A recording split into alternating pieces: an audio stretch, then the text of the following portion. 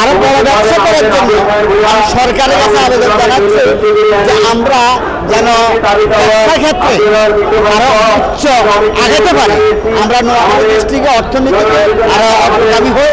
এই জন্য একটা আমার জায়গার প্রয়োজন। আমাদের নোয়াখালীকে মাইনাস করা হচ্ছে, আমাদেরকে কুমিল্লার সাথে দিতে চাচ্ছে। আমরা কখনো কুমিল্লার সাথে যাব না। আমাদের নিজুম দ্বীপের নোয়াখালীকে আমরা বিবেক চাই। আমরা প্রয়োজনে রক্ত লাগলে রক্ত দিব, রাজপথে যতক্ষণ থাকবো দরকার হবে ততক্ষণ থাকবো।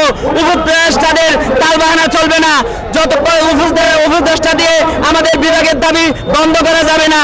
আমরা নোয়াখালী বাংলাদেশে বর্তমানে সবচেয়ে ধনী জেলা নোয়াখালী, আমরা নোয়াখালীকে বিভাগ চাই।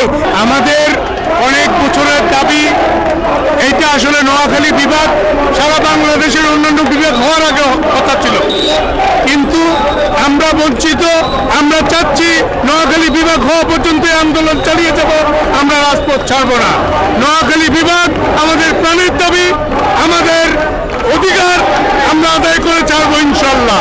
আমরা জাতীয় প্রেস ক্লাব থেকে আপনাদের সাথে জয়েন্ট হয়েছি নোয়াখালী বিভাগ বাস্তবায়নের দাবিতে। দেখুন, নোয়াখালী বিভাগের দাবিতে নোয়াখালীর মানুষ আন্দোলন করার প্রয়োজন হয় না। নোয়াখালীর ভৌগোলিক অবস্থানটা এমন একটা জায়গায় পড়ছে, সরকারের অর্থনৈতিক সমৃদ্ধির জন্য, সরকারের রাজস্ব আয়ের জন্য সরকার তার উদ্যোগে নোয়াখালীকে বিভাগ করা একান্ত প্রয়োজন। এবং আমি মনে করি সরকারের জন্য এটা ফরজ নোয়াখালীকে বিভাগ করা। কারণ হচ্ছে চট্টগ্রাম সমুদ্র বন্দরের পরে ভৌগোলিক অবস্থান এবং ফ্যাসিলিটিস নোয়াখালী বিভাগে নোয়াখালী জেলার সবচেয়ে বেশি।